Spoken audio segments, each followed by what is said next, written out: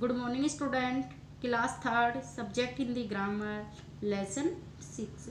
Today topic लिंग। मैं आज आपको लिंग के बारे में बताऊंगी। सबसे पहले ये आता है कि लिंग किसे कहते हैं। शब्द के जिस रूप से उसके पुरुष या स्त्री जाति के होने का बोध होता है उसे लिंग कहते हैं। किसे कहते हैं? लिंग। शब्द के जिस रूप से उसके पुरुष या स्त्री जाति के होने का बोध होता है उसे लिंग कहते हैं। मतलब शब्द से अपन को ये पता चलता है भाई ये पुरुष जाति का बोध करा रहा है या स्त्री जाति का, उसे क्या कहते हैं? लिंग। जैसे बेटा है, बेटा किसका बोध करा रहा है? पुरुष जाति का। बेटी है, बेटी किसका बोध करा रही है? स्त्री जाति का।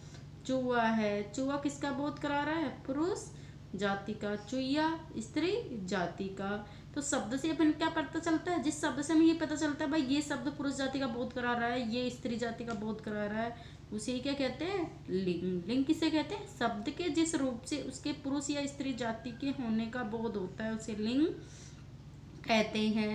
एग्जाम्पल है, बैल खेत जोतने का काम आता है। अब बैल शब्द से क्या क्या हो रहा है? किसका बोध करा रहा है? बैल शब्द पुरुष जाति का। किसका बोध करा रहा है? पुरुष जाति का। गाय घास चर रही है, तो गाय शब्द किसका बोध करा रही है? स्त्री जाति का। किसका बोध करा रही है? स्त्री जाति का। लड़का पढ़ रहा है, लड़का किसका बोध करा रहा है? पुरुष जाति का। किसका बोध करा रहा है? पुरुष जाति का। लड़की नाच रही है, लड़की किसका बोध करा रही है? स्त्री जाति का। और लिंग किसे कहते हैं? शब्द के जिस रूप से उसके पुरुष या स्त्री जाति के होने का बोध होता है उसे लिंग कहते हैं। लिंग के दो भेद। अब देखो लिंग के कितने भेद होते हैं। हिंदी भाषा में लिंग के दो भेद होते हैं। कि संस्कृत भाषा में लिंग के कितने भेद होते हैं? 3। जबकि हिंदी भाषा में लिंग के कितने भेद होते हैं? 2। एक होता है पुल्लिंग और एक होता है स्त्री लिंग। एक होता है पुल्लिंग और एक होता है स्त्री लिंग। ओके, अब आता है पुल्लिंग। देखो पुल्लिंग किसे कहते हैं? शब्द के जिस रूप से उसके पुरुष जाति के होने का बोध हो उसे पुल्लिंग कहते हैं। मतलब शब्द से हमें ये पता चलता है भाई ये सब पुरुष जाति का बोध करा रहा है, उसे क्या कहते हैं? पुल्लिंग। जैसे पिताजी है, पिताजी किसका बोध करा रहे हैं? पुरुष जाति का। किसका बोध करा रहे हैं? पुरुष जाति का। चूहा, चूहा किसका बोध करा रहे हैं? पुरुष जाति का। चूहा भी किसका बोध करा रहे हैं? पुरुष जाति का। मोर है, तो मोर भी किसका बोध करा रहे हैं? पुरुष जाति का। ओके, फिर आता है स्त्रीलिंग। देखो स्त्रीलिंग किसे कहते हैं?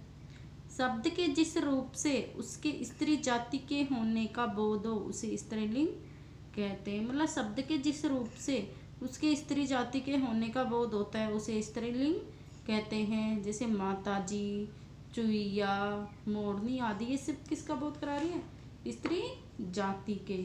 लेकिन मैं आपको ये बात बताना चाहूँगी, कुछ प्राणी होते हैं जिनके लिंग नहीं बदलते, उनके आगे उनका लिंग चेंज करने के लिए पुल्लिंग बनाने के लिए नर लगाते हैं और स्त्रीलिंग बनाने के लिए उसके आगे मादा शब्द लगाते हैं। Okay, repeat again.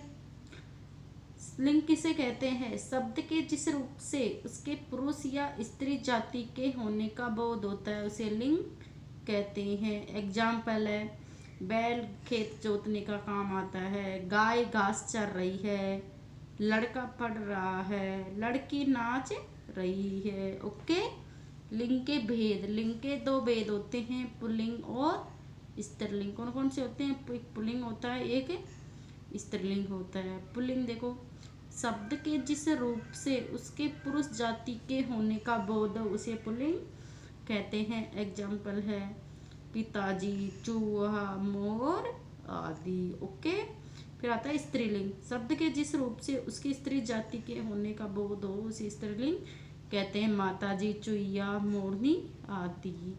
आपको इसको फिर नोटबुक में राइट करना है और लर्न करना है। Thank you.